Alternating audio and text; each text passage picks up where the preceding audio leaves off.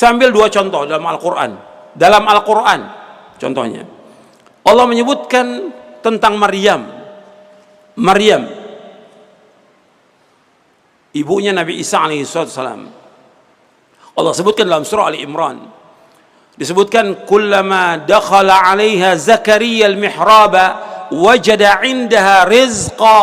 Qala ya Maryam anna laki hadha? Qalat huwa min 'indillah. Innallaha yarzuqu man yasha' bighairi hisab. Setiap Nabi Zakaria masuk ke mihrabnya, karena Maryam dipelihara oleh Nabi Zakaria.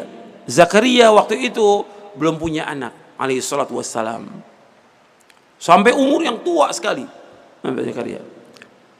Setiap Nabi Zakaria masuk ke mihrabnya, tempat ibadah Maryam, wajada 'inda rizqa, dapat rezeki.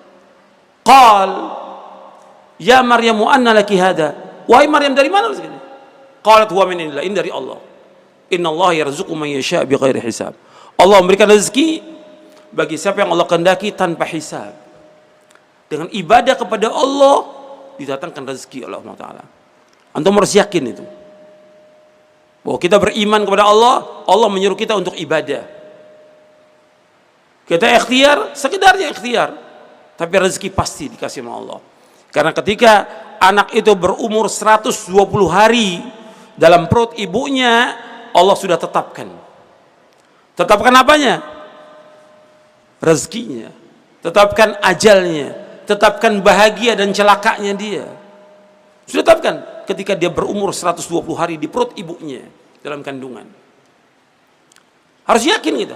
Dan wajib kita imani itu. Sebagai orang yang beriman, wajib kita imani. Rezeki pasti dikasih sama Allah. Kemudian juga yang lain.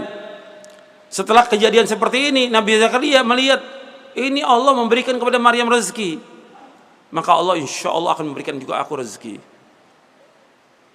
Makanya Nabi Zakaria setelah melihat demikian terus berdoa kepada Allah. Hunalika da'a Zakaria rabbah. Setelah kejadian itu Zakaria terus nggak putus asa berdoa kepada Allah, sampai Allah mengabulkan doanya, mendapatkan anak, ia bernama bernama Yahya, yang belum pernah ada sebelumnya. Rezeki dari Allah, diberikan keturunan oleh Allah Taala. Saya ambil contoh yang lain dalam Al-Quran tentang sholat. Allah menyuruh kita dan anak kita, keluarga kita untuk sholat. Bukan dengan sholat itu Allah butuh, tidak. Perhatikan ya, Allah menyuruh kita untuk ibadah, bukan Allah butuh. Allah nggak butuh. Seandainya seluruh manusia ini beriman kepada Allah, semuanya beriman, tidak menambah sedikit pun dari kekuasaan Allah Ta'ala.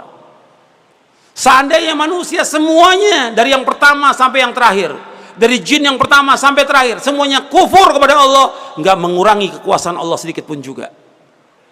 Allah tetap mulia, Allah tetap gagah, Allah tetap kaya.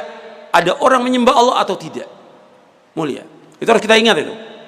Dan Allah sebutkan dalam hadits qudsi tentang masalah ini panjang dari sahabat Abu Dzar yang diriwayatkan Imam Muslim dan yang lainnya. Saya ambil contoh tentang sholat. Sholat kebutuhan kita, tapi Allah menyebutkan tentang sholat dalam surah Thaha, surah yang ke-20 ayat 132. Allah berfirman, wa'mur ahlaka bis salati wastabir 'alaiha la nas'aluka rizqa nahnu narzuquk wal 'aqibatu littaqwa. Allah berfirman dalam surah Maryam surah 20 ayat 132. Wa'mur ahlaka bis salati wastabir 'alaiha, perintahkan keluarga kamu salat dan sabarlah. La nas'aluka rizqa, kami enggak minta rezeki pada kamu. Nahnu narzuquk, kami akan berikan rezeki pada kamu. Wal 'aqibatu littaqwa, dan akibat yang baik bagi orang takwa. Artinya Allah menyebutkan dengan kita salat, dengan menegakkan salat, diberikan rezeki oleh Allah Ta'ala. Pasti Allah mengatakan nahnu narzuquk, kami akan berikan rezeki, dan akibat yang baik bagi orang takwa.